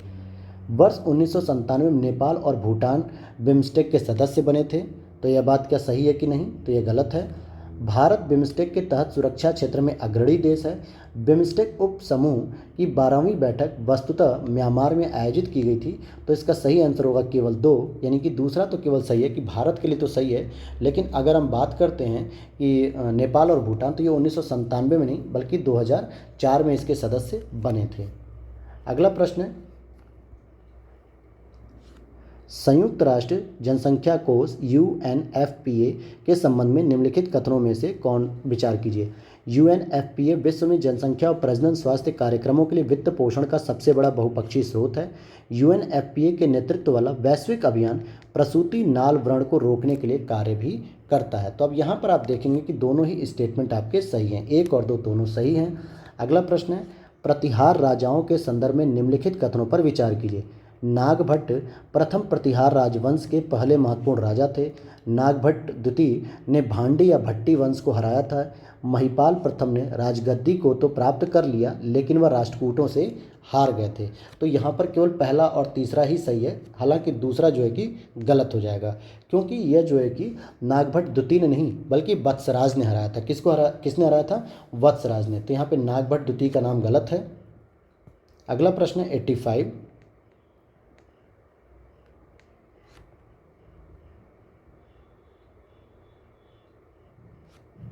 तो 85 को देखते हैं। समर्थ पहल अंतर्राष्ट्रीय महिला दिवस के अवसर पर शुरू की गई थी। स्टेप योजना का उद्देश्य 16 वर्ष और उससे ऊपर आयु के वर्ग की महिलाओं को लाभ पहुंचाना है। यहाँ पूछा जा रहा है आपसे उपर्युक्त में से कौन सा कथन सही है, तो दोनों ही स्टेटमेंट सही हैं। अगला प्रश्न है आपका 86। ध्रुवीय विज्ञान और क्रायोस्फीयर अनुसंधान पेसर, जिसे हम लोग कहते हैं, योजना अंतरिक्ष विभाग DOS डिपार्टमेंट ऑफ क्या है स्पेस द्वारा कार्यान्वित की जा रही है और दक्षिणी महासागर साउदर्न ओशियन वैश्विक कार्बन पृथक्करण और चक्रण में मुख्य भूमिका निभाता है तथा वैश्विक जलवायु पैटर्न को व्यापक स्तर पर प्रभावित भी करता है। तो केवल दूसरा स्टेटमेंट सही है, पहला गलत है, क्योंकि इसको जो है कि शुरू किया गया था पृथ्वी विज्ञान मंत्रालय द्वारा अपने स्वायत्त संस्थान NCPOR यानी national centre for polar and ocean research, किसके द्वारा शुरू किया गया, NCPOR, और पृथ्वी विज्ञान मंत्रालय इसमें शामिल होता है, न कि अंतरिक्ष विभाग। अगला प्रश्न है 87। निज़ाम उल मुल्क आसफ जहाँ हैदराबाद राज्य के संस्थापक थे और बुरहान उल मुल्क ने जागीरों का आकार छोटा कर दिया और रिक्त पदों पर अपने वफादार सेवकों को नियुक्त करना शुरू कर दिया। तो आप देखो कि यहाँ पे दोनों ही सही हैं। निज़ाम उल मुल्क आसफ जहाँ कोई चिन किलिच खां भी कहा जाता है, जो कि हैदराबाद राज्य की स्थापना भी करते हैं। और अगले प्रश्न को देखते हैं 88 नंबर पे। मोस्ट फेवर्ड नेशन MFN की स्थिति के संदर्भ में विचार कीजिए। MFN का दर्जा विश्व व्यापार संगठन WTO के टैरिफ और व्यापार पर सामान्य समझौते गेट द्वारा नियंत्रित होता है। भारत ने डब्ल्यूटीओ के सभी सदस्यों को एमएफएन का दर्जा दिया, तो ऐसा गलत है। हर सदस्य के हिसाब से वो अलग अलग भारत जो है कि इसकी कैटेगरी देता है, इवन कि सभी देश अलग अलग तरीके से देते हैं। तो ए ऑप्शन हो जाएगा, केवल ए इसका सही उत्तर हो जाएगा। अगला प्रश्न है 89, आर्टेमिस मिशन के संदर्भ में निम्नलिखित कथनों पर विचार कीजिए। आर्टेमिस 1 यूरोपीय अंतरिक्ष एजेंसी का एक मिशन है। इसका लक्ष्य वर्ष 2030 तक मनुष्यों को चांद पर उतारना है। तो कौन सा सही है? न तो पहला सही है और न ही दूसरा सही है, क्योंकि आर्टेमिस जो कार्यक्रम है ये मुख्य रूप से नासा का कार्यक्रम है और इसमें रखा गया है कि 2024 तक, 2030 नहीं, 2024 तक जो है कि इसको चांद पर उतारने की योजना बना रहे हैं। अगला प्रश्न है 90, सिखों के संदर्भ में निम्नलिखित कथनों पर विचार कीजिए। 18वीं शताब्दी में कई सक्षम नेताओं के तहत सिखों ने स्वयं को जत्था नामक कई समूहों में संगठित किया और वर्ष 1765 में खालसा ने अपना सिक्का गढ़कर सार्वभौम शासन की घोषणा की थी, यानी कि सार्वभौमिक एक शासन की घोषणा की थी अंग्रेजी शासन के दौरान। तो यहाँ पर आप इसका जो सही आंसर देखेंगे सी, कि दोनों ही स्टेटमेंट आपके ये सही हैं। अगला प्रश्न 91, बॉस्फोरस या बास्फोरस जल संधि कहाँ पर स्थित है? तो मुख्य रूप से उत्तर और पश्चिमी तुर्की के आसपास जो है कि स्थित है बास्फोरस जल संधि। अगला प्रश्न यहाँ पे 92 क्या दे रहा है? साइड चैनल अटैक SCA के संबंध में निम्नलिखित कथनों पर विचार कीजिए। यह एक ऐसा सुरक्षा प्रक्रम है जिसका उद्देश्य किसी सिस्टम से जानकारी एकत्र करना या प्रोग्राम के निष्पादन को प्रभावित करना है और इसको साइड बार अटैक भी कहा जा सकता है। साइड बार अटैक क्या कह रहा है ये? Side bar. तो यहाँ पे सी ऑप्शन हो जाएगा कि 1 और 2 दोनों ही सही हैं। अगला प्रश्न है आपका क्या है? अगला प्रश्न 93 देख लेते हैं। मराठों के बारे में है। मराठों के बारे में निम्नलिखित कथनों पर विचार कीजिए। अत्यधिक गतिशील किसान चरवाहा जिन्हें कुणबी के समूहों ने मराठा सेना को आधार प्रदान किया और सामान्य सैनिकों को नकद में भुगतान किया जाता था, लेकिन प्रमुख और सैन्य कमांडरों को जागीर अनुदान यानी कि सरंजम और मुकासा के माध्यम से भुगतान किया जाता था। चौथ 10% की अतिरिक्त वसूली, जबकि सरदेश मुखी भू राजस्व का 25% थी। तो आप देखेंगे यहाँ पे कि तीसरा स्टेटमेंट गलत है, जबकि पहला और दूसरा सही है, क्योंकि जो चौथ होता था वो मुख्य रूप से 25% होता था और जो सरदेश मुखी होता था ये मुख्य रूप से 10% होता था। अगला प्रश्न यहाँ पे फिनलैंडाइजेशन के संदर्भ में निम्नलिखित कथनों पर विचार कीजिए। यह मॉस्को और पश्चिम के बीच सख्त तटस्थता की नीति को संदर्भित करता है, जिसका फिनलैंड ने शीत युद्ध के दशकों के दौरान पालन किया और तटस्थता का सिद्धांत केवल मैत्री और पारस्परिक सहायता के समझौतों में निहित है। तो यहाँ पर केवल पहला ही स्टेटमेंट यहाँ पर सही है। अगला प्रश्न है 95, प्रवाल विरंजन के संदर्भ में निम्नलिखित कथनों पर विचार कीजिए। प्रवाल विरंजन तब होता है जब मूंगे अपने जीवंत रंग को खो देते हैं और पीले हो जाते हैं। प्रवाल विरंजन का मुख्य कारण जलवायु परिवर्तन है। तो आप देखोगे यहाँ पे कि केवल दूसरा तो सही है, लेकिन पहला गलत है, क्योंकि ये जब अपने जीवंत रंग को खो देते हैं यानी कि पीले और हो जाते हैं, ऐसा कुछ नहीं है। प्रवाल विरंजन के दौरान केवल वो एक ही रंग के होते हैं, वो होते हैं सफ़ेद रंग के, बाकी और किसी भी रंग के नहीं होते हैं। और अगला प्रश्न है आपका 96, नैनार और अलवार के बारे में है। तो नैनार और अलवार का उदय 6वीं से 7वीं शताब्दी के मध्य हुआ।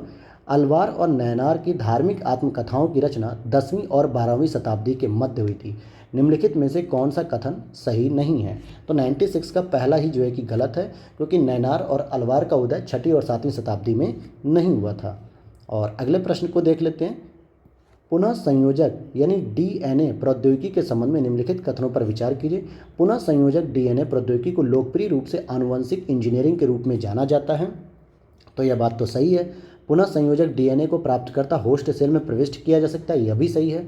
नए टीके और फार्मास्यूटिकल्स विकसित करके स्वास्थ्य की स्थिति में सुधार करने में रिकॉम्बिनेंट DNA तकनीक महत्वपूर्ण भूमिका निभाती है, तो यह भी सही है। तो डी ऑप्शन यहाँ पर सही हो जाएगा। क्या हो जाएगा? डी ऑप्शन बिल्कुल सही हो जाएगा आपका।